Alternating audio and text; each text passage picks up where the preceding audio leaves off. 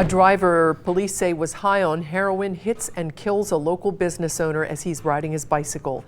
Anjanette Levy is live in Over-the-Rhine with how he's being remembered tonight. Anjanette.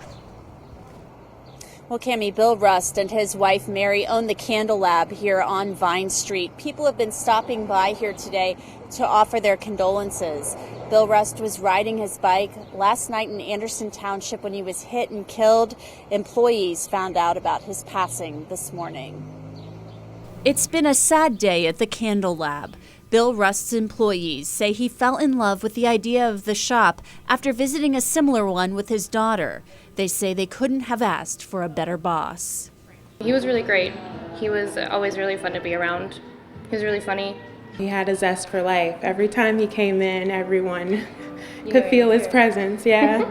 Even the neighborhood kids loved him. Amanda Miller saw Rust yesterday. She said he mentioned wanting to ride his bike to get into shape. Just before 6 last night, Rust was riding eastbound on US 52 near 8 Mile Road when he was hit. Deputies say Steven Sickle veered into the shoulder, hit Rust, and kept driving. He admitted to us that he had purchased and then used heroin after work within an hour of leaving work and then traveling along US 52 and striking a bicyclist. Sickle's attorney says he wasn't using drugs and thought that he had hit a buzzard. Bill Rust was hit near the same area where Michael Prater was hit and killed last year by a driver who was high on drugs. That driver received a 13-year sentence. Attorney Steve MAGAS has represented Prater's family and other cyclists who've been injured and has fought for tougher penalties for people who hit cyclists. It's not a cyclist issue, it's a addiction issue, it's a motorist issue. It's how do we protect everybody who wants to be within 50 feet of a public way.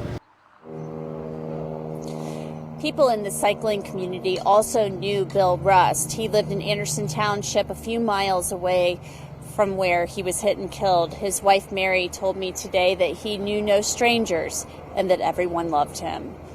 Reporting live in Over-the-Rhine, Anjanette Levy, Local 12 News. Cammie, back to you. It's so heartbreaking, Anjanette, and as someone who rides a bike a lot, it's making me really think about where and when I ride and if I even want to be on the roads anymore. You know, Cammie, I ride my bike not as much as you do, but it's funny you mentioned that because I talked to a woman who's a really avid cyclist a few weeks ago, and she told me she simply doesn't ride on the road anymore because of these people who are on heroin, and cause these accidents. So she stays on the trails. And I know that I've stayed on the trails for quite some time because of things like this and also drunk drivers. Yeah, it's not a bad idea. It's just such a shame that it has to be this way. Thank you, Anjanette. Steven Sickle is from Brown County, and he's being held on $600,000 bond. The case against him will be presented to the grand jury later this